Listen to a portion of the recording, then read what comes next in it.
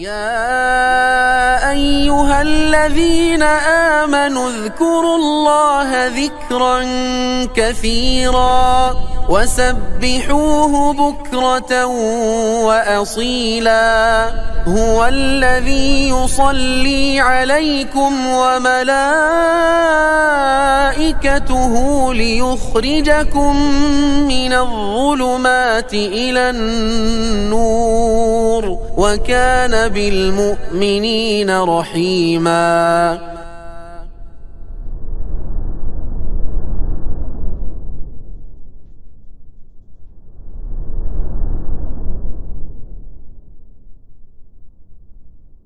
Bismillahirrahmanirrahim. Assalamualaikum warahmatullahi wabarakatuh. Innal hamdalillah nahmaduhu wa nasta'inuhu wa nastaghfiruh wa na'udzu billahi min shururi anfusina wa sayyiati a'malina may yahdihillahu fala mudilla lahu wa may yudlil fala hadiya lahu. Asyhadu an la ilaha illallah wahdahu la syarika lahu wa asyhadu anna Muhammadan 'abduhu wa rasuluhu la nabiyya ba'dahu. Allahumma inna nas'aluka ilman nafi'a wa rizqan tayyiba wa amalan mutaqabbala. Insyaallah kita akan melanjutkan pengkajian kitab Mukhtasar Minhaj Al-Qasidin sebagaimana rutinan biasanya. Dan kita akan meneruskan di permasalahan tentang adab dalam tilawah, adab membaca Al-Qur'an, beberapa hal berkaitan dengan adab-adab membaca Al-Qur'an. Dan juga status sebagai hamil Al-Quran, yaitu orang yang membawa Al-Quran baik dari segi hafalan, pengajaran, pemahaman, tafsirnya, dan juga dari segi tajwidnya dan semisal itu harus memiliki kriteria yang lebih outstanding dibandingkan dengan orang yang tidak memiliki Al-Quran atau orang awam yang tidak memiliki ilmu tentang Al-Quran.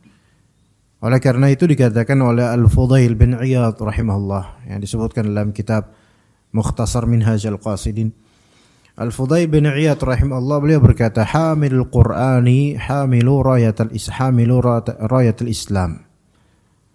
Orang yang membawa Al-Quran, ya pengantar Al-Quran, pembawa Al-Quran, yaitu pembawa di sini penghafal dan pemilik Al-Quran, itu adalah hamilu rayatul Islam, pembawa panji Islam. Orang yang membawa Al-Quran baik dari segi hafalan atau dari segi pengajaran, baik pengajaran tafsir, tajwid, tahfidz, tahsin dan semisal itu adalah pembawa panji Islam, bendera Islam, hamil rayatil Islam. Jadi rayah itu bendera Islam dibawa oleh orang-orang yang konsentrasi di bidang Al-Quran. Maknanya siapapun yang mempelajari, menghafal dan mengamalkan Al-Quran, maka ia memikul responsibilitas atau tanggung jawab sebagai duta Islam. Jadi duta Islam itu di kalangan para da'i, penuntut ilmu yang memegang syariat Allah, memegang Al-Quran dan syariat Allah. Inilah perwakilan Islam, orang yang menjadi percontohan Islam semestinya. Ya. Maka kalau hamil Quran, pemegang bendera panji Islam, justru yang mengotori Islam itu sendiri, maka hukumannya lebih berat dibandingkan orang yang awam yang tidak mengatasnamakan Islam atau tidak membawa panji Islam. Ya, disebut rayatul Islam oleh Al-Fudail bin Iyad. Panji dalam peperangan itu adalah lambang kepemimpinan dan simbol kemenangan. Seperti ada peperangan gitu. Dan orang yang memegang panji ini memegang simbol kepemimpinan. Dan diharapkan dengannya itu ada kemenangan dan kewibawaan. Maka Al-Quran adalah panji syariat Allah Azza wa Jalla, hidayah dan kemuliaan umat Islam ini. Oleh karena itu, penghafal Al-Quran, pelajar Al-Quran itu semestinya menjadi uswah, qudwah, tuntunan, teladan, panutan untuk umat dalam masalah akhlak, ibadah dan adab. Jadi hamil Quran, hamilu rayatil Islam. Penghafal Quran, pemilik Al-Quran itu teladan dari segi akhlak ya. Dari segi ibadah juga dia ada ibadah. Orang berkiblat dan bercontoh padanya, pada orang-orang yang menghafal Quran ini. Jadi menghafal Al-Quran bukan semata-mata hanya menghafal. Malah justru kalau hanya menghafal hanya sebagai koleksi hafalan belaka, maka dikhawatirkan Al-Quran bisa menjadi balak buat dia karena tidak diamalkan. Ya, orang sepertinya dalam syariat Islam ini semakin belajarnya seseorang tentang ilmu syariat, itu semakin dibebani dengan pengamalan. Jadi harus nyambung, harus connected antara ilmu kemudian amal. Kalau misalnya kita belajar sesuatu hal aja deh, dan kita nggak ada purpose, nggak ada goal, nggak ada aim, nggak ada tujuan, objektifnya nggak ada. Terus ngapain kita menghabiskan waktu untuk mempelajarinya? Kan gitu. Ya, minimal menggapai sesuatu untuk gaya-gayaan itu ada tujuan lah, gaya-gayaan gitu ada tujuan lah gitu. Ya minimal gitu. Tapi kalau misalnya ilmu syariat, apapun itu, mau Al-Quran, tafsirnya, hadis, kemudian usul fikih dan seterusnya, apapun ilmu syar'i, kalau kita pelajari for nothing, bukan untuk apa-apa, maka ini bala. Karena ilmu syar'i ini bukan apa-apa, melainkan untuk akhirat, untuk maslahat akhirat. Sebelumnya mungkin dunia dulu untuk bisa beramal dan untuk maslahat akhirat. Maka kalau seseorang menghafal Al-Quran bukan buat apa-apa, walaupun tetap ada kebaikannya, tapi dikhawatirkan ini Al-Quran gak diamalkan oleh dia.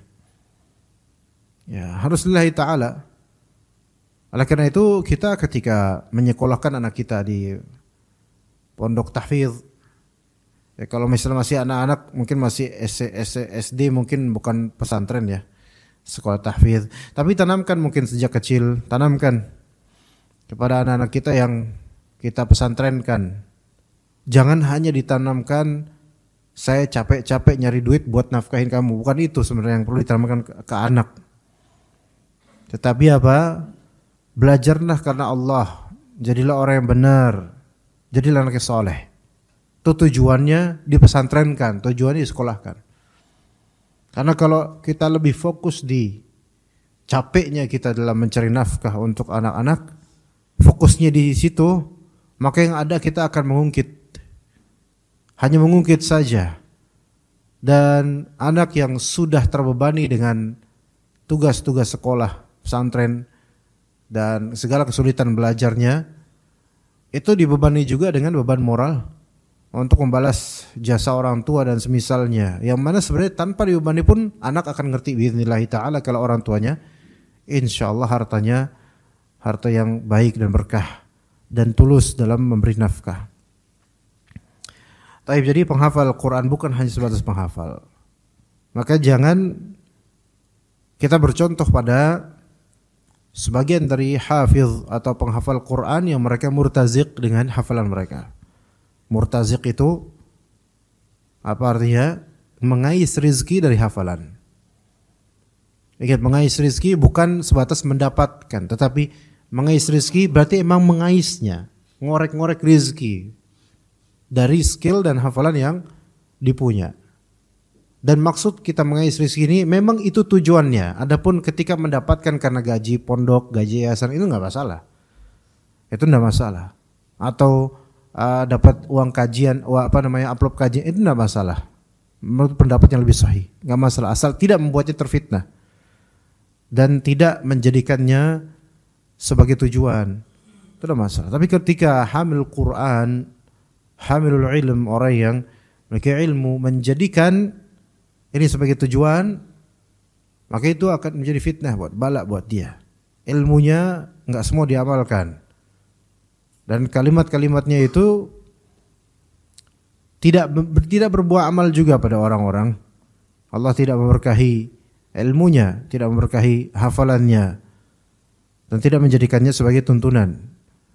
Terus kemudian kata Al-Fudail bin Iyad, la yanbaghi an yalghuwa ma'a man yalghu wa la yashuwa ma'a man yashu wala yalhu ma'a man yalhu ta'ziman lillahi ta'ala. Nah, di sini ada tiga hal ketidakcocokan atau ketidakpantasan yang dilakukan, yang tidak layak dilakukan oleh pengusung Al-Quran. Ada tiga hal. Pertama, la yanbaghi an yalghuwa ma'a man yalghu, itu pertama. Saya baca Arabiknya dulu. Wala yashuwa ma'a man yashu, kedua. Dan yang ketiga, wala yalhuwa ma'a man yalhu. Kita terjemahkan dulu tiga hal ini. Pengusung Al-Quran, pengusung ilmu syar'i tidak pantas melakukan tiga hal ini. Pertama, tidak sepantasnya, yang pertama, la yanbaghi an yalhu ma'a man yalhu, tidak sepantasnya ia ikut berkata sia-sia bersama orang-orang yang berkata sia-sia. Itu the first, itu yang pertama. Kemudian yang kedua, wala yashu ma'a man yashu, tidak selayaknya ia lalai bersama orang-orang yang lalai. Yang pertama tadi lahu berkata sia-sia, yang kedua sahu yaitu lalai. Lah yang ketiga wala yalhuwa ma'a man yalhu, dan tidak bermain-main dengan orang yang gemar bersenda gurau tanpa pemahaman. Lahu itu seperti lalai, main-main, bersenda gurau, yalhu. Memang di sini lagu, sahu, lahu itu ada keserupaan, bahkan dari segi intonasi, bukan dari segi intonasi, dari segi bentuk kata itu seolah-olah mirip. Maknanya juga sebenarnya ada kemiripan. Bahkan katakanlah satu makna tetapi dirinci di sini tiga oleh Al-Fudail bin Iyad. Yang pertama lahu yaitu sia-sia, kedua lalai, sahu, yang ketiga lahu pakai hak, yaitu bercanda, main-main, gemar bersenda gurau, itu lahu. Taib. Yang pertama dulu, la yanbaghi an yalghu ma'a man yalhu. Tidak pantas hamil Quran, penghafal Quran, dan orang yang betul ilmunya, yang memiliki ilmu syar'i, itu lagu. Ini bahasa Arab. Makanya lagu dalam bahasa Indonesia itu dari bahasa Arab, lagu, yang artinya adalah perkataan sia-sia. Jadi lagu itu memang dalam bahasa Indonesia, lagu dari bahasa Arab, lagu. Ya, dari arti kata perkataan sia-sia. Omong kosong lah gitu. Nonsense sebenarnya. Maka wajar kalau lagu-lagu itu hakikatnya umumnya omongan nonsens, kadzib, umumnya begitu, umumnya. Ya tentang pernyataan cinta lah, akan begini apa, itu kan rata-rata buatan aja, lagu. Ya. Tapi maksudnya bukan di sini, bukan bernyanyi sebenarnya, bukan bernyanyi. Maka lagu itu adalah ucapan kosong, kalam fadhi, nonsens, ya, rubbish. Enggak ada juntrungannya, enggak ada makna yang berarti. Juga termasuk lahu yaitu candaan yang enggak ada manfaat, ghibah, kadzib dan semisalnya. Maka seseorang yang lisannya biasa basah dengan kalam Allah itu tidak pantas untuk menurunkan grade dirinya, mendowngrade dirinya, menurunkan derajat dirinya dengan menyatu bersama ahlul lahu, yaitu orang-orang yang biasa berbicara tanpa faedah. Begitu. Maka ketika di lingkungannya itu atau daerahnya atau ya sekitarnya itu adalah orang-orang yang suka lahu, maka jangan ngumpul. Kecuali mungkin darurat ya, seperti rapat RT atau mungkin ada kerja bakti. Maka itu hal lain ya. Tapi kerja bakti juga kalau bisa ya enggak terlalu larut dalam kebiasaan orang-orang awam yang berkata semaunya. Ya. Sayangnya kadang-kadang kalau kerja bakti itu ada soundtrack dan back soundnya, kadang-kadang dangdut itu yang ngeselinnya. Kita udah mau kerja bakti didangdutin. Ya kan? Kan gak enak. Makanya susah juga kadang-kadang ya. Kalau misalnya nggak ikutan, dianggap begini begitu, ikutan. Ya si malakama. Mana yang enak? Enaknya tinggal di VCM aja, kan? Ya, hijrah, ya masya Allah. Jadi lagu sia-sia. Kebiasaan kalau udah biasa nongkrong bareng dengan orang-orang seperti ini, itu turun derajatnya. So, ikhwan pengajian juga gitu. Kan misalnya orang kan ngeliat gini. Kalau antum punya jenggot, masya Allah, banyak jenggotnya. Apalagi jenggotnya udah putih. Tapi suka nongkrong bareng dengan orang-orang awam, kemudian main gaple bareng. Itu kira-kira gimana coba? Dengan alasan kita lagi ronda. Hatta ronda antum coba contohkan ke mereka qiyamul lail lagi ronda coba kalau bisa ya. Nah coba main kartu, main remi bareng misalnya. Atau minimal main catur bareng gitu. Sama saudara-saudara kita yang mungkin gak ngaji. Ini satu orang yang harusnya mimpin sholat jamaah atau jadi kalau misalnya dari penampilan ini syekhul Islamnya mereka gitu loh. Tapi kok malah justru malah main kartu remi bareng. Kan turun derajatnya. Ya. Kemudian lagu di sini kan berkaitan dengan lisan sih sebenarnya. Lagu itu banyaknya kaitan dengan lisan, suara itu lagu. Jangan seorang yang biasa melantunkan Al-Qur'an itu kemudian ikutan nyanyi bareng sama warga sekitar misalnya. Itu gimana coba? Ini kan imam, ini kan ustadz, gitu kan. Ini biasa di masjid dijadikan panutan.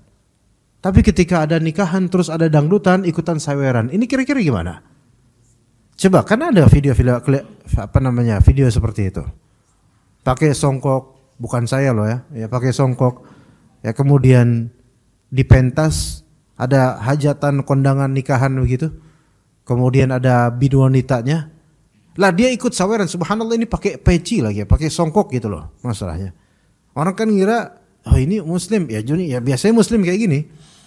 Tapi kan bikin malu, walaupun dia emang gak punya Al-Quran, gak hafal Al-Quran. Ini aja yang gak dikenal hafal Al-Quran aja, melakukan hal ini, aki-aki lagi. Ini bikin apa? Bikin malu. Gimana kalau dia pandangannya, ini ustadz kita. Terus saweran kemudian, apa dan semisal itu, naudzubillah min dzalik. Itu ada loh seperti itu di kampung-kampung, ustaz-ustaz kampung malah saweran. Padahal dia juga qari. Ini masalah, ini berarti qiraatnya dia biasanya karena apa? Oh ternyata dia memang ustaz takhusus spesialis qari diundang tahlilan. Jadi baru dianggap ustadznya di situ. Artinya itu enggak benar bawa Al-Qur'annya. Jadi lagu hilangkan itu. Dan jangan tidak pantas bersama dengan orang-orang yang biasa berbuat lagu, yaitu biasa ghibah, begadang malam di pos, dia ikutan kemudian ya tanpa hajat gitu. Kemudian nongkrong bareng, layan bagi. Adapun kalau misalnya antum mengatakan nanti enggak dianggap enggak bersosialisasi. Ya sosialisasi itu enggak harus antum di pos.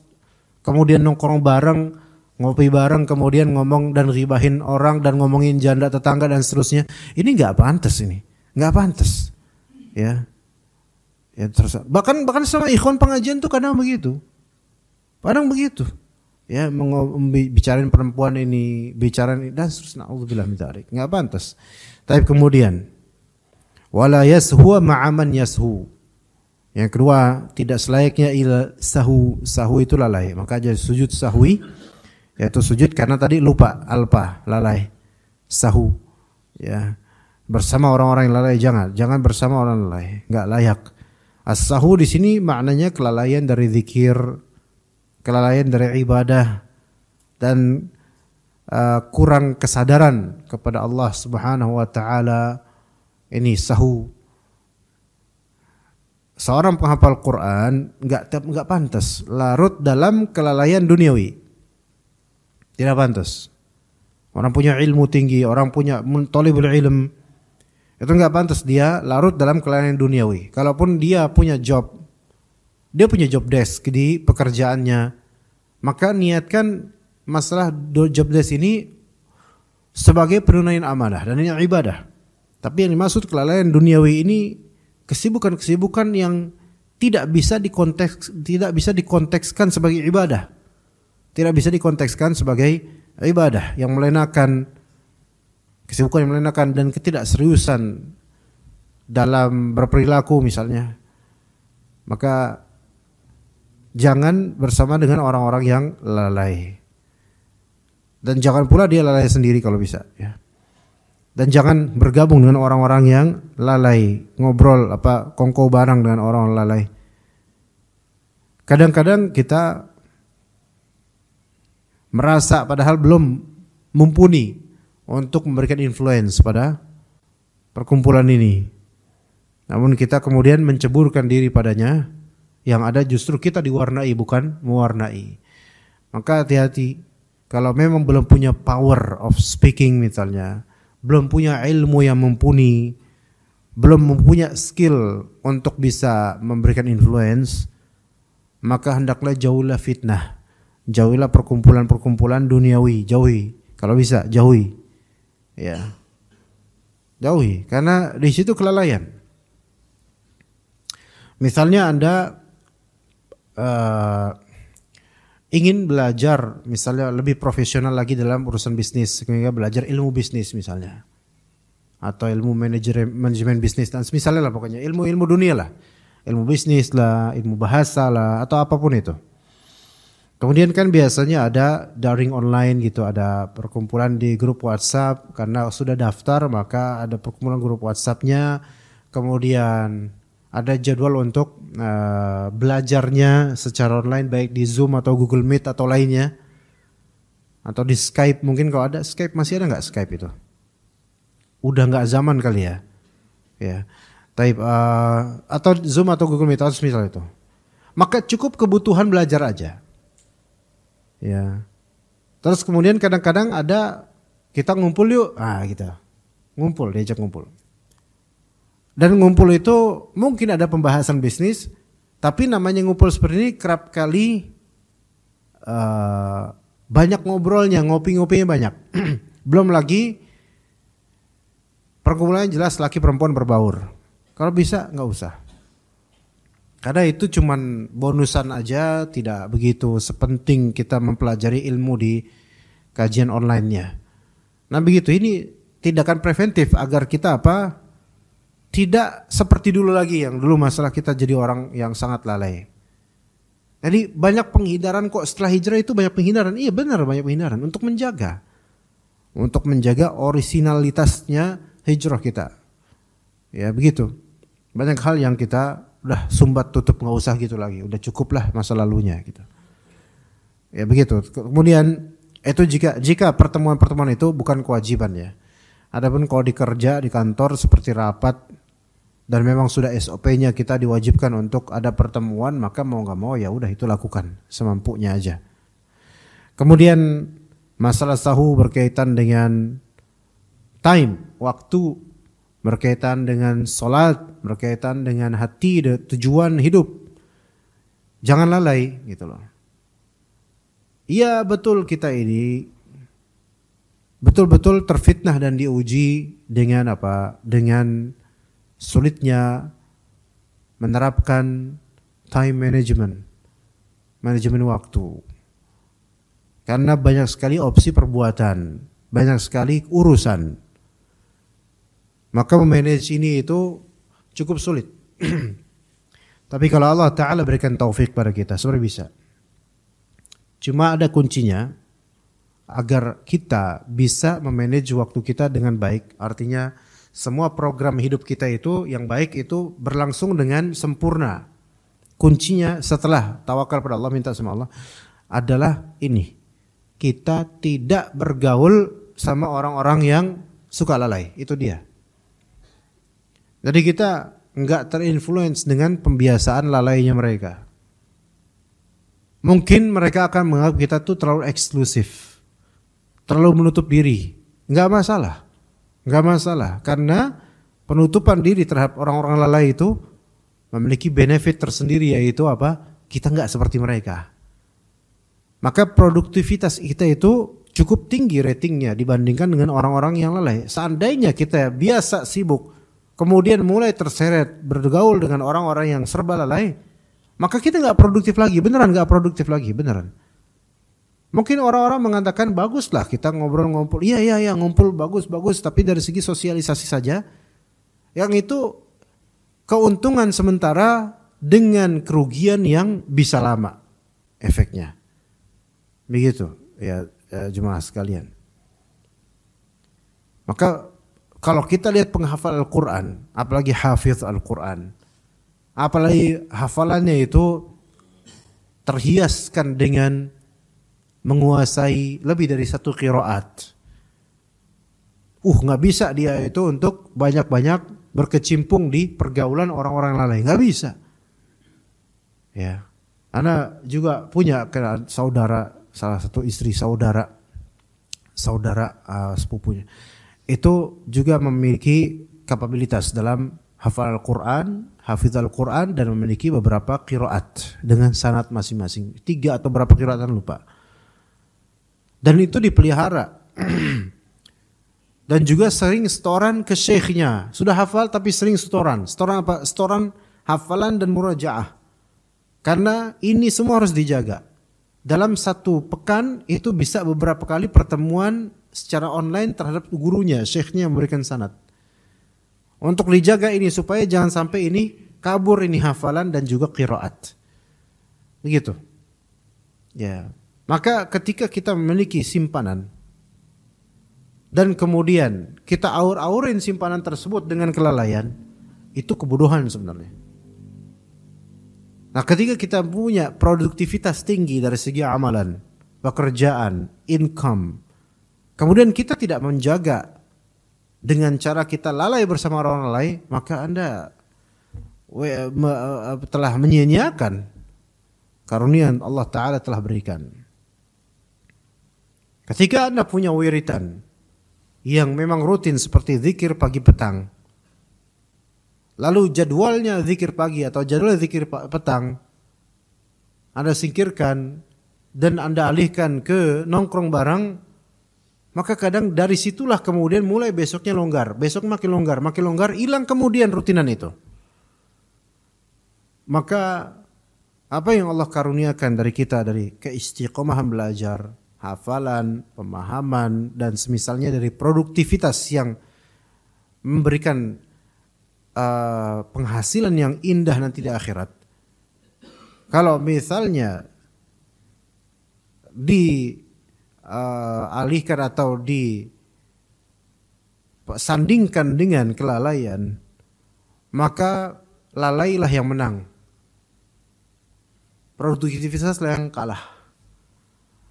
Jadi jadilah penghafal Quran atau seorang penuntut ilmu yang memiliki produktivitas yang baik, yang prima, yang tinggi, yang bagus, kalau bisa tinggi.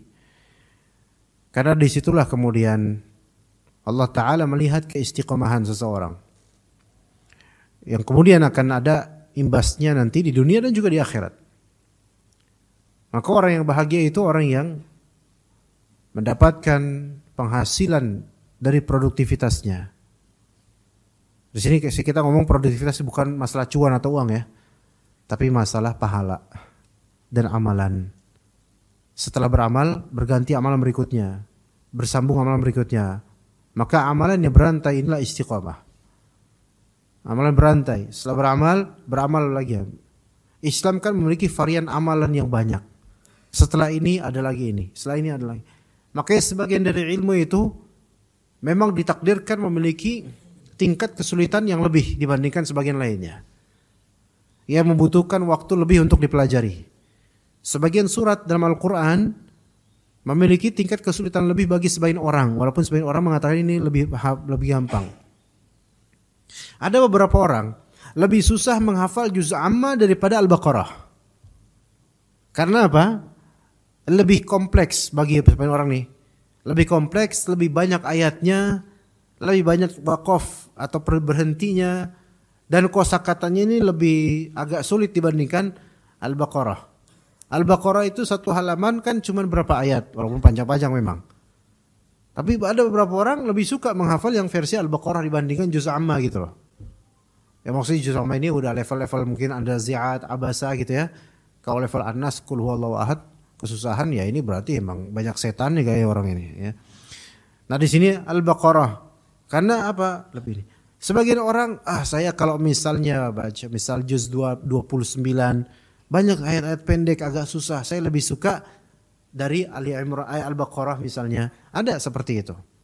Nah, jadi dalam belajar ada kesulitan yang absolut. Semua orang akan menganggap ini memang sulit sebenarnya. Ilmu ini misalnya. Detailnya ilmu faraid misalnya.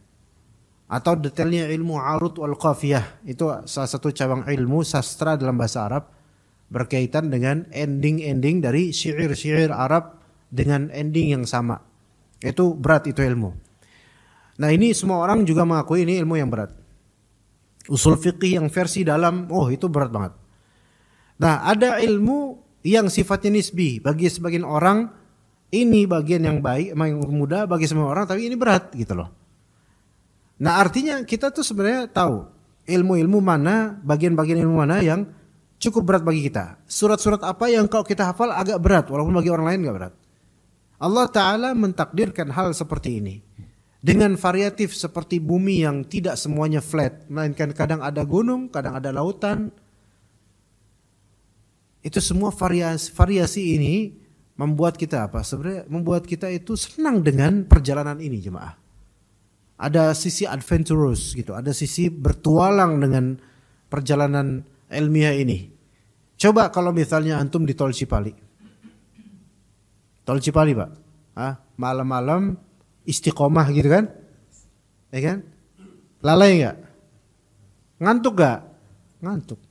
Kalau enggak ada teman ngobrol, udah mulai kayak gini-gini kan? Itu lurus nih, ya tinggal na'udzubillah min dzalik gitu kan. Makanya sebagian kecelakaan karena apa? Karena nggak ada tantangan gitu loh. Nggak ada tantangan, lurus saja. Aduh, pas kecelakaan nyalahin Jokowi kan gitu. Ya kan? Nah, coba kalau misalnya di jalanan Bekasi. Jarang orang ngantuk di jalan Bekasi, Pak. Kenapa begitu? Karena banyak tantangan. Banyak tantangan, subhanallah. Macetnya, jalan geradakannya. Jadi seolah-olah kematian itu mendekati gitu. Jadi waspada, awareness-nya tinggi. Ilmu syar'i ketika Anda belajar, kalau Allah mudah aja terus. Misalnya dalam sekali baca hafal. Lama-lama bosan. Tapi kalau sekali baca enggak hafal-hafal. 2 kali sampai berapa kali enggak hafal-hafal. Kira-kira terus maju atau bakal mundur kira? Nah ini ya, kayak mundur deh. Iya, soalnya udah dicap bahlul semua orang, susah ya. Rabi' al-Muradi itu muridnya Imam Syafi'i. Ya, Rabi' al-Muradi muridnya Imam Syafi'i. Yang bahkan ini murid yang paling bakti sama Imam Syafi'i dan bahkan akan meriwayatkan suatu saat akan menjadi periwayat ilmunya Imam Syafi'i. Sampai sekarang fikih Syafi'i itu kalau tanpa Rabi' al-Muradi itu nggak sampai sebenarnya. Tapi tahu nggak kenyataan awalnya Rabi' al-Muradi itu seperti apa? Ini murid yang paling susah dalam mencerna apa yang diajarkan oleh Imam Syafi'i. Sampai diulang-ulang di majelis. Semua murid itu udah paham. Antum belum paham? Belum ya Syekh. Dijelaskan lagi, belum paham? Belum ya Syekh. Sampai malu sendiri Rabi' al-Muradi ini. Sampai angkat tangan kemudian keluar kelas. Ini bahasa kita sekarang, dulu gak ada kelas. Keluar dari majelis. Saking malunya sama teman-teman majelis, malu dia karena semua udah paham dalam sekali penjelasan, dia berkali-kali tetap aja nggak paham, maka malu keluar, saking malunya dia. Maka kemudian dipanggil kembali oleh Imam Syafi'i, dijelaskan lagi berulang-ulang sampai paham. Saking sabar Imam Syafi'i. Insya Allah sekarang ustadz nggak ada yang kayak gitu. Ketahuan muridnya bahlul, ustadz yang kabur sekarang. Iya, tapi zaman dahulu masya Allah Imam Syafi'i itu. Justru yang seperti inilah yang tetap istiqomah dengan tantangan ketidakmampuan untuk memahami, yang kemudian sampai bisa paham sesuatu yang ketika digapai dengan effort yang lebih, maka ketika menggapainya itu lebih precious rasanya. Sekarang orang-orang pendaki gunung, mereka jalan pakai kaki atau naik helikopter ke puncak? Kaki lah. Ya, coba kalau pakai helikopter udah sampai di puncak kemudian nancepin bendera. Lihatnya, climbing mountain, saya sudah menguasai gunung Sindoro Sumbing. Merapi, Merbabu, Lawu, ya gitu. Saya ngomong nama gunung ini karena ini di sekitar pesantren saya dulu. Jadi tahunya gunung-gunung ini doang. Gunung yang lain saya nggak tahu. Nah, kira-kira apa kebanggaan dan kenikmatan yang didapat dari itu? Nggak ada. Bandingkan dengan orang yang dari Cemoro Sewu atau Cemoro Kandang di Gunung Lawu. Naik. Itu kan 4.000-an mdpl itu. Berkilo-kilo jalan kaki ya sama teman-temannya. Sampai puncak ada nggak kebahagiaan tertentu? Ada. Ngelihat sunset atau sunrise. Itu nikmatnya luar biasa. Karena effort untuk sampai sini itu berat. Gitu. Maka kita akan terasa berharga sekali ilmu ini ketika menggapainya dengan tidak mudah. Bukan karena emang kita lalai, tetapi memang qadarullah ada tantangan. Sebagian orang yang punya hafal Al-Quran, ketika ditanya, akhi antum surat apa yang paling antum suka? Ana paling suka surat A misalnya. Kenapa? Karena perjalanan menghafal surat A ini paling susah. Misalnya surat apa? Coba surat apa Pak yang paling antum susah untuk menghafal? Jangan bilang semuanya. Surat apa? Al-Hadid. Nah, juz 27 akhir. Ya, ada berapa? 3 halaman, 4 halaman. 3 halaman setengah dikit ya. Al-Hadid. Kenapa susah? Enggak konsisten apanya nih? Ya itu kan kalau mau terserah Allah lah ya gitu. Ya nah. Ya maksudnya enggak sih ini karena panjang karena pendek mungkin itu alasan agak susahnya. Oke. Sebagian orang juga mengatakan surat Al-Hadid agak susah. Wallahu alam. Orang beda-beda. Tapi ketika bisa kemudian menguasainya, sebenarnya kalau udah menguasai dan merutinkan murojaah, itu mungkin dia akan mengatakan ini surat yang paling saya cintai. Karena udah sering mampir di hati gitu loh. Nah sebagian orang ada yang susah ngapalin surat Al-Jin. Ayo sok siapa yang susah ngapalin surat Al-Jin? Enggak dijawab karena belum nyoba kan? Iya saya tahu kok dari wajah-wajahnya kelihatan. Coba ngapalin surat Al-Jin. Susah Sat, kenapa? Baru satu ayat udah kesurupan saya. Banyak setannya. Nah di sini surat Al-Jin kata sebagian dari penghafal Quran, juz 29 yang paling susah Al-Jin. Ada yang mengatakan paling susah Al-Insan. Ada yang mengatakan paling susah Al-Mursalat. Kalau Al-Mursalat kita masih bisa ini ya, Al-Mursalat karena berulang-ulang ya. Seperti Ar-Rahman juga.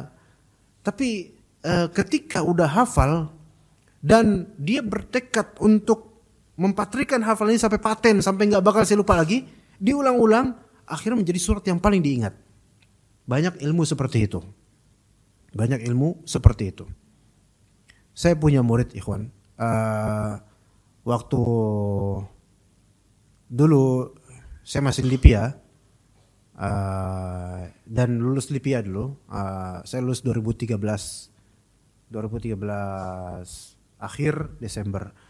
Nah, mungkin 2013-2014 itu saya di antara murid kan ada berapa anak UNJ ya. UNJ di Rawamangun. Ketika itu saya sering ngajar mereka di depan Masjid Nurul Irfan, kalau ada yang tahu UNJ itu ada beberapa murid ikhwan sana, mahasiswa. Ada di antara ikhwan kita, mahasiswa sunnah, alhamdulillah. Itu fakultas budaya, pengetahuan budaya, misal itulah jurusannya apa, sastra Perancis. Anda bilang, ente ngapain? Antum ngapain belajar bahasa Perancis? Mau ngapain gitu loh? Mau ngapain antum? Mau manjat menara Eiffel gitu loh? Mau ngapain? Ketika itu. Tapi kemudian ketika Anda belakangan ngobrol sama dia, ketemu lagi gitu maksudnya secara online.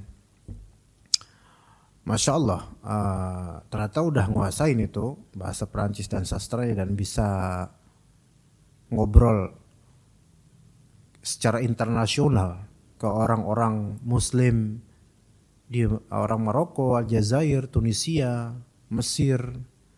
Yang mana kan sebagian dari mereka rata-rata itu bisa apa? Bahasa Perancis sebagai second language mereka karena mantan jajahan dari Perancis dulunya, sebagian region di Afrika Utara gitu. Masya Allah juga ternyata ada manfaat besarnya juga gitu kan. Masya Allah juga Ana juga pernah di Masjid An-Nabawi ketika ada handphone ketinggalan di lift hotel. Kemudian ada jemaah ngelapor ke Ana dan ngasih ke Ana. Ya ngasih, memberi masalah ke Ana gitu loh ya. Jadi ini handphone orang dikasih ke Ana. Kan masalahnya jadi di saya nih, saya yang tanggung jawab nih, gitu kan. Jemaah emang kayak gitu kadang-kadang. Ya kan? Kemudian ya udah ditunggu. Terus di telepon itu, Anda lihat teleponnya, Anda buka sedikit, ada passwordnya pastinya. Anda buka sedikit, bahasanya kok Perancis ini, gitu. Kok bahasa Perancis ini, lafal-lafalnya. Maka di telepon, terus kita ngobrol. Pakai bahasa apa ya, Kon? Kok Perancis sana belum paham, nggak paham loh. Apalagi bahasa Perancis kan kumur-kumur dia. Nah, pakai bahasa Arab. Ternyata ini orang Tunisia. Kemudian akhirnya kita deal ketemuan, Anda serahin ini, gitu. Di pelataran Masjid Nabawi, Anda serahin. Pak, oh Pak, bukan Pak sih namanya. Bang. Nah, wah dia bersyukur banget. Ya. Ini Anda tanya, ini bahasa Prancis nih. Iya, antum dari mana? Dari Tunisia. Oh, Masya Allah. Mereka juga handphonenya pakai bahasa Prancis, Masya Allah. Begitu. Alhamdulillah di Masjid Nabawi itu. Coba kalau di Cinere, itu mungkin udah Anda minta fee lah dari ini semua, gitu kan. Begitu. Nah, di sini ada bahasa, kalau kita mempelajari bahasa asing, pertama-tama itu pasti ngerasa apaan sih ini? Nah gitu, mesti gitu. Bahasa yang makin asing itu bahasa makin apa sih ini? Gitu. Apalagi bahasa Afrika pedalaman salah satu negeri ada di Afrika itu ya, nama orang aja itu udah kayak nama aja, cara mengucapkannya itu udah kayak bukan bahasa mulut gitu. Namanya siapa? Akhir. Itu nama apa? Tukang bakso manggil konsumen, tok gitu. Nah itu ada seperti itu asing. Nah orang-orang yang belajar bahasa seperti Perancis, bagi orang yang bahasa Indonesia atau belajar bahasa Arab, biasa belajar bahasa Inggris misalnya, mungkin bahasa Inggris sudah nggak asing karena di handphone banyak. Tapi bahasa seperti bahasa Ukraina, bahasa Rusia coba, itu kan kalimatnya aja huruf-hurufnya kayak telur-telur itu. Itu gimana bacanya coba itu? Bahasa Cina misalnya, gimana bacanya? Dengar bahasa orang Perancis ngomong yang kita kan Menara Eiffel, modern, Eropa gitu kan. Tapi ketika antum dengar ngomong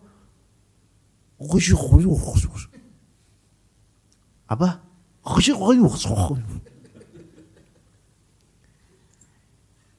Makanya orang-orang cadel itu harusnya bisa bahasa Perancis. Karena huruf R dia itu huruf gha gitu. Gitu.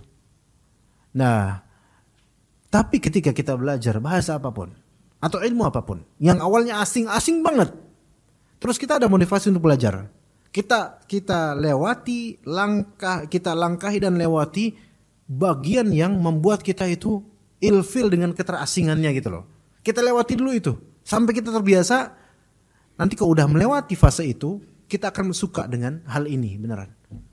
Rata-rata tuh yang membuat kita give up adalah keterasingan yang terlalu keterlaluan gitu. Ini terlalu asing buat saya. Maka saya muntahkan. Tapi coba masukin aja.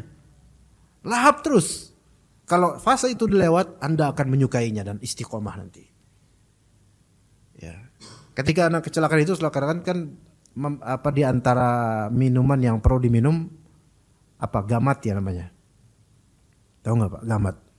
Dari ya itu rasanya kan ajaib itu, rasa kayak ada sisi rasa kayak rumput laut tapi kayak gimana gitu. Antum minum itu kayak antum kelelep di laut gitu, kayak ngerasa nih laut banget gitu. Bagi sebagian orang bakal muntah, tapi siapa yang udah melampaui fase itu enak-enak aja. Sebenarnya begitu, semua ilmu juga begitu sebenarnya. Kita tuh belum melampaui fase ini aja, makanya kita muntah. Lampaui gitu.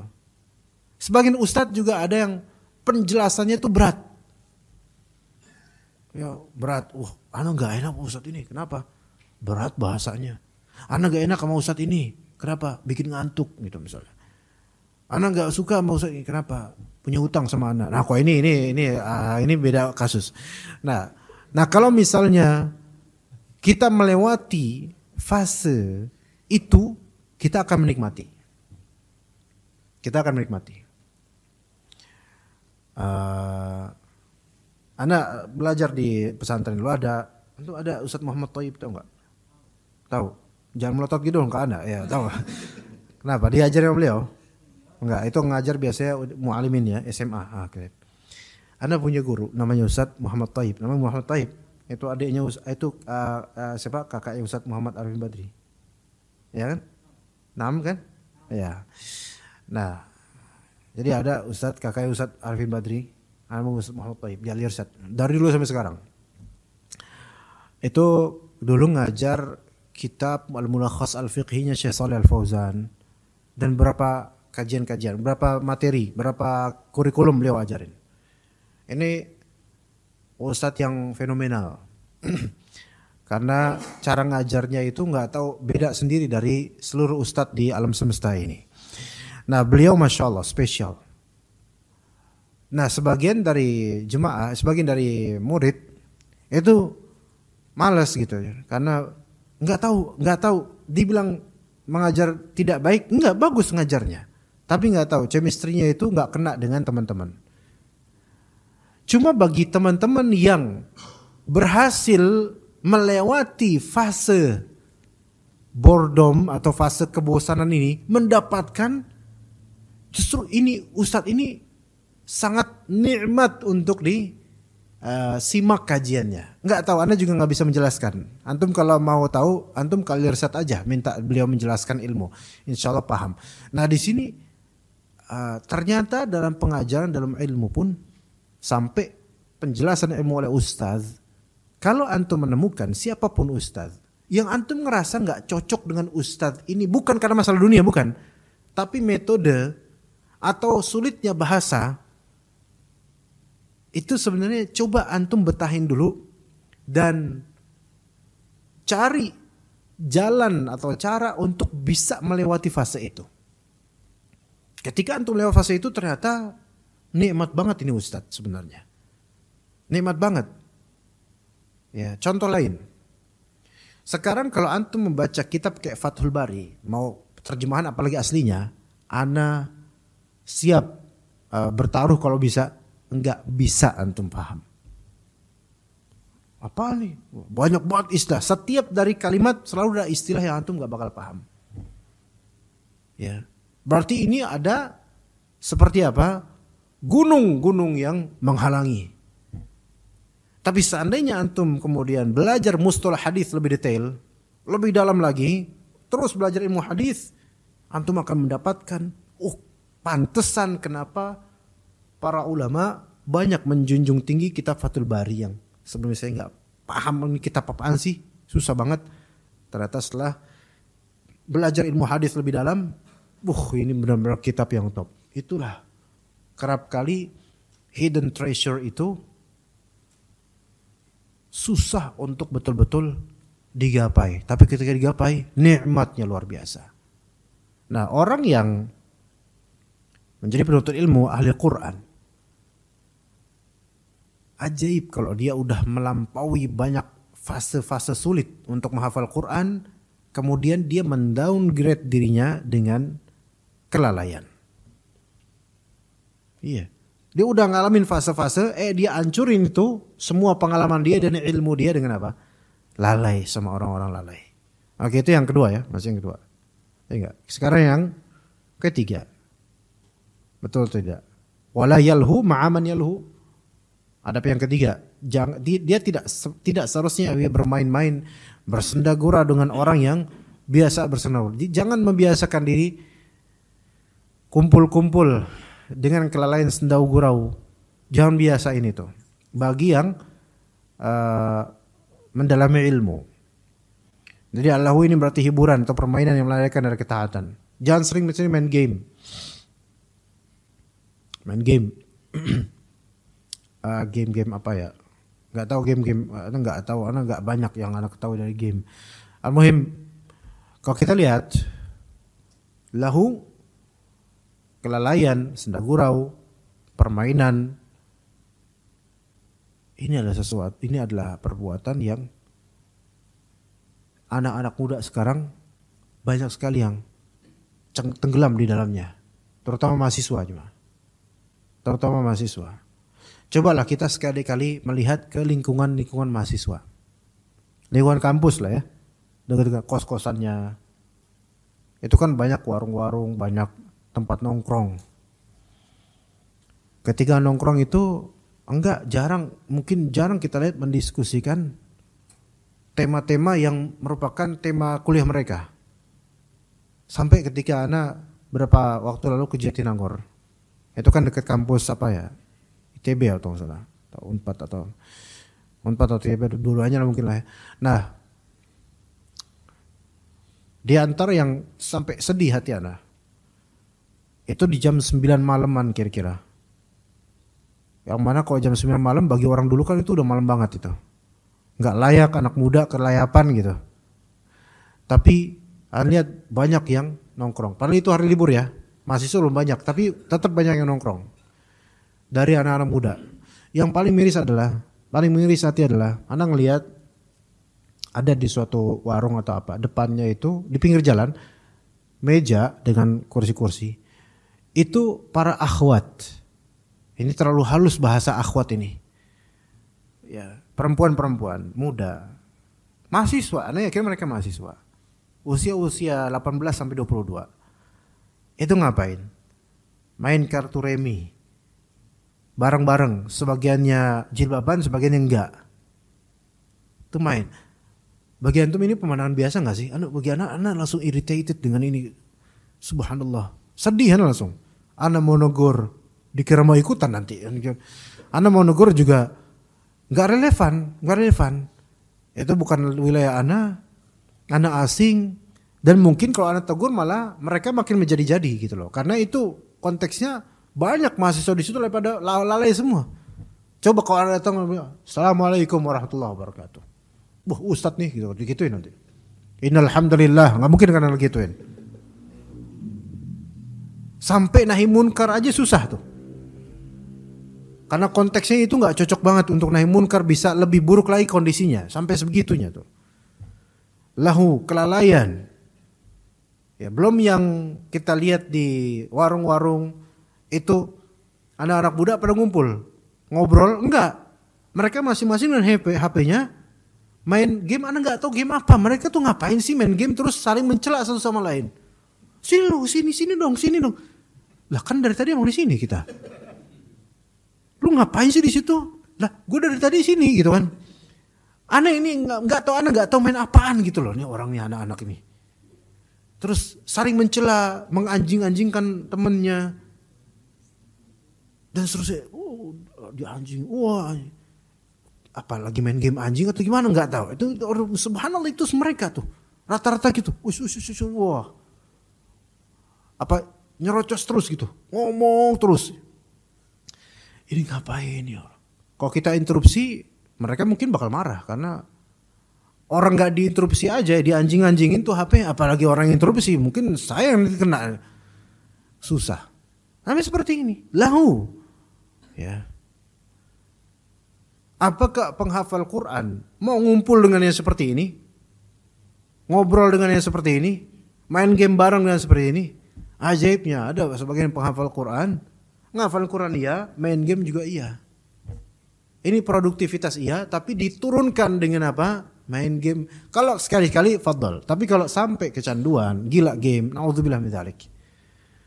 Ya begitu. Jadi enggak pantas lahu lalai permainan, melalaikan ketaatan sering-sering seperti itu. Enggak pantas mengisi waktunya dengan hal-hal yang membuat dia jauh dari Allah.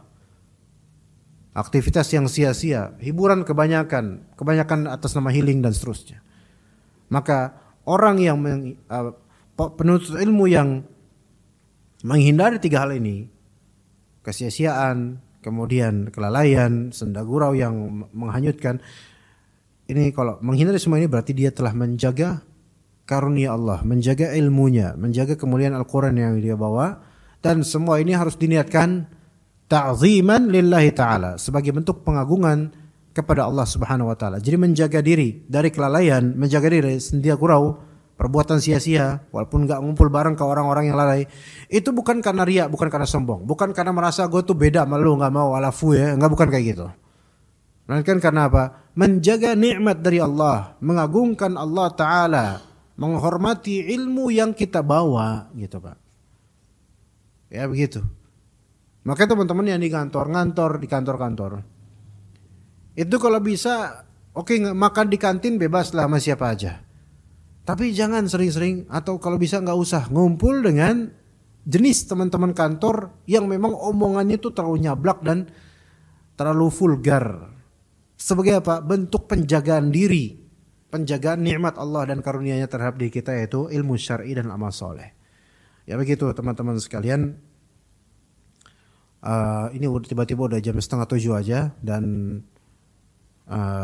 saya khawatir kesiangan karena makin dekat dengan waktu maghrib ya. Jadi kita mungkin cukup materi sampai sini. Ada pertanyaan atau tidak jemaah? Kalau dilihat dari gelagat sih seperti tidak ada. Jadi mungkin kita cukup aja. Ya, baik ummahat atau ikhwan, barakallahu fikum jami'an. Panitia, apakah ada ini panitia ada food? Bukan penonton, ada food online satu, nggak usah diomongin dong, malu lah. Ada ya, bagi teman-teman mungkin jemaah yang berkenan untuk kita makan bareng nanti pada sholat syuruk ya, kita makan ya, insyaallah disediakan, alhamdulillah ya, sebagai bentuk syukur kepada panitia. Maka kita nikmati ya santapan rohani sebelumnya, dan kemudian sekarang santapan makan pagi insyaallah taala. Sallallahu ala nabiyina Muhammad wa ala alihi washabihi ajmain. Tadi ada satu, apa maksudnya, penonton apa pertanyaan? Oh pertanyaan, penonton juga satu. 26. Alhamdulillah. Ya Masya Allah. Itu di Cinere ini, di VCM ini, akun VCM ini, sampai 26 orang yang nonton. Itu bukan antum menduplikat berapa akun kemudian sampai supaya banyak kan, bukan kan? Apa coba pertanyaan? Fadhal. Coba. Bismillah, assalamualaikum Ustaz. Izin menyampaikan pertanyaan. Assalamualaikum Ustaz, izin bertanya, apa hukumnya ikut sumbangan iuran acara 17 Agustusan? Demikian Ustaz. Dijawab nggak Pak? Enggak, takutnya ini berkaitan sama di sini, Anda enggak, oh nanti timbul fitnah. Ini ada kaitan dengan sini enggak? Anda takutnya ini pertanyaan ada kaitan sama di sini. Maksudnya ada konflik di sini misalnya gitu. Kadang-kadang gitu, karena Anda bukan orang sini, takutnya ketika ada konflik di sini soal 17 Agustusan, terus ustadznya diminta fatwa, nanti kemudian terjadi konflik antara DKM sama RT misalnya, takutnya gitu. Enggak ya? Di sini aman kan? Aman ya? Di sini nggak apa-apa kan? Kok antum kayak apa kelihatannya kayak agak panik gitu? Begini, untuk 17 Agustusan itu pada asalnya lebih ringan daripada acara-acara bid'ah, karena 17 Agustusan ini asalnya acara duniawi belaka. Ya, hanya tetap ini ada hukum syar'inya. Kalau misalnya kita hanya mengingat 17 Agustusan kita merdeka, hanya mengingat aja itu udah cukup, nggak perlu sampai selebrasi, sebenarnya begitu. Nah, sumbangan untuk acara seperti ini, kalau memang mau misalnya, karena ini mungkin tidak sampai acara bid'ah, tapi di sisi lain ada kemaksiatan di dalamnya kadang-kadang, maka tujukan aja hanya untuk minuman misalnya, dah itu aja. Kalau memang pun mau itu. Jika diwajibkan, jika tidak diwajibkan maka tidak perlu, nggak apa-apa. Ya begitu. Itu kalau ana pribadi.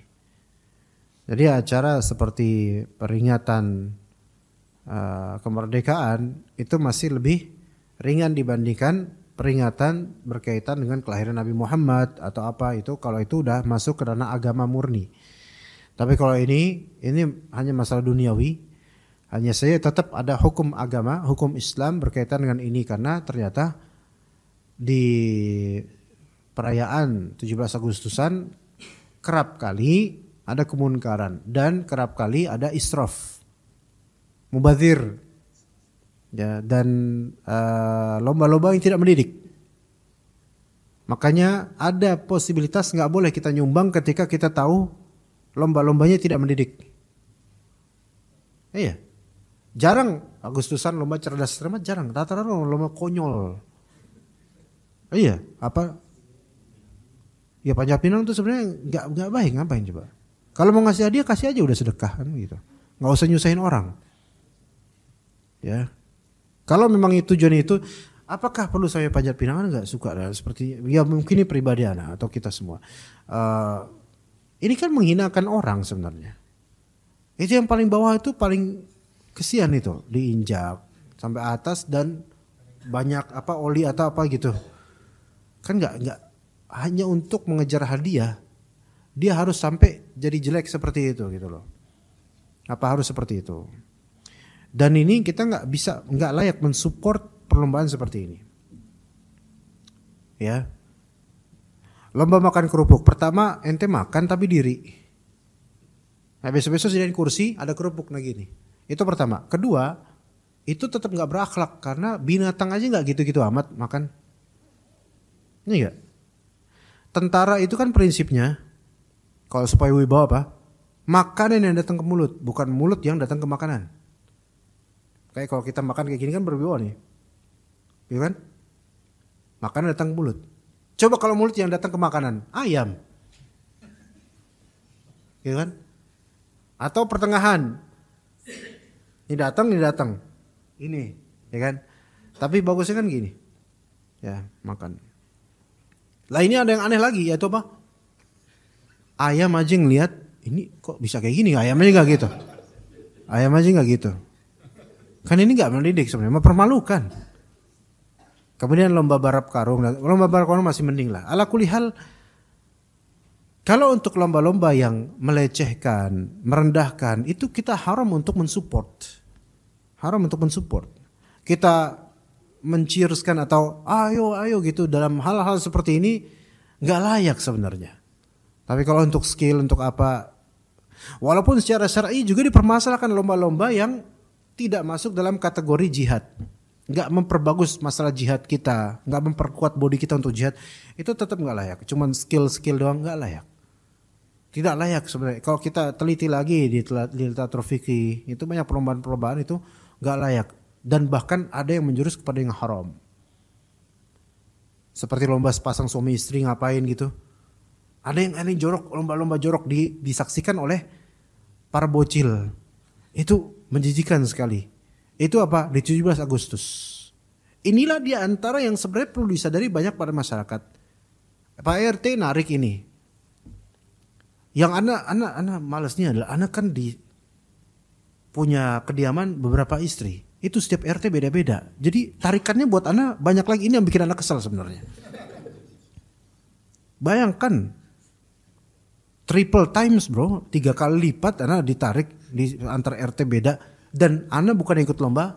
Anak-anak gak ada yang boleh ikut lomba. Tapi kena tarikan juga. Terus pas kita lihat lombanya gak educated. Gak edukatif. Sampai sebagian orang mengatakan kenapa perlombaan 17 Agustusan itu pembahlul-bahlulan kita. Karena emang mental dijajah, nggak layak. Coba besok-besok cerdas cermat, ya. Tapi cerdas cermat ilmu fikih, masya Allah. Bisa nggak tuh? Ada nggak yang kayak gitu tuh? Perumahan sunnah, cerdas cermat, masalah manhaj, masya Allah. Pesertanya bapak-bapak jenggotan semua, cingkrangan jenggotan. Iya, bapak-bapak yang cingkran jenggotan, yang makan tunjang sedikit langsung sakit sininya.